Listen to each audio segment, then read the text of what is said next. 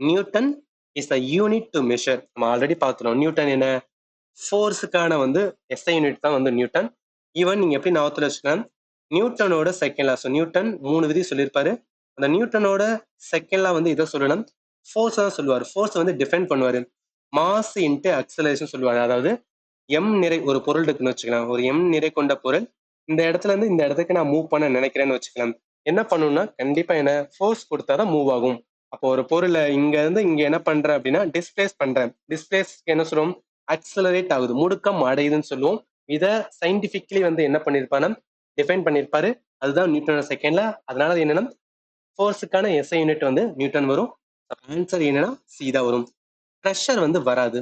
ப்ரெஷருக்கான SI unit. So pressure இருக்குன்னா அதோட SI unit என்ன சொல்லுவோம்? பாஸ்கல் தான் வந்து எஸ்ஐ யூனிட் ஆஃப் வந்து ப்ரெஷர். ரெசிஸ்டன்ஸ், ரெசிஸ்டன்ஸ்க்கான எஸ்ஐ யூனிட் என்ன? ஓம். ஓம் என்பவர் வந்து கண்டுபிடிச்சிருப்பாரு. அது அவரோட பேரே வந்து எஸ்ஐ யூனிட்டா வச்சிருப்பாங்க. அடுத்த பவர், பவருக்கான எஸ்ஐ யூனிட் என்ன? வாட் வரும். ஜேம்ஸ் வாட் அவர் தான் கண்டுபிடிச்சிருப்பாரு.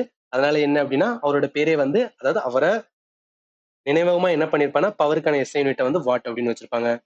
நான் சொல்றது உங்களுக்கு புரியும்னு நினைக்கிறேன். ஈவன் நீங்க இதை கூட ஞாபகத்துல வச்சுக்கலாம். டெரிவேட் குவான்டிட்டியில வந்து கண்டிப்பா நம்ம லேர்ன் பண்ணிருப்போம். ஏன்னா பேசிக் குவான்டிட்டி, டெரிவேட் குவான்டிட்டி, அந்த 7 பேசிக் குவான்டிட்டில இருந்து உருவான டெரிவேட் குவான்டிட்டி. அதுல முக்கியமானது என்னன்னா ஃபோர்ஸ், பவர். ஃபோர்ஸோட எஸ்ஐ யூனிட் நியூட்டன், பவரோட எஸ்ஐ யூனிட் வந்து வாட். இதெல்லாம் நம்ம லேர்ன் பண்ணிருப்போம்ல ஃபண்டமெண்டலா. அதை வச்சு கூட இந்த கொஸ்டின் ஆன்சர் பண்ணலாம். அதுக்காக அதை வந்து சொல்றேன்.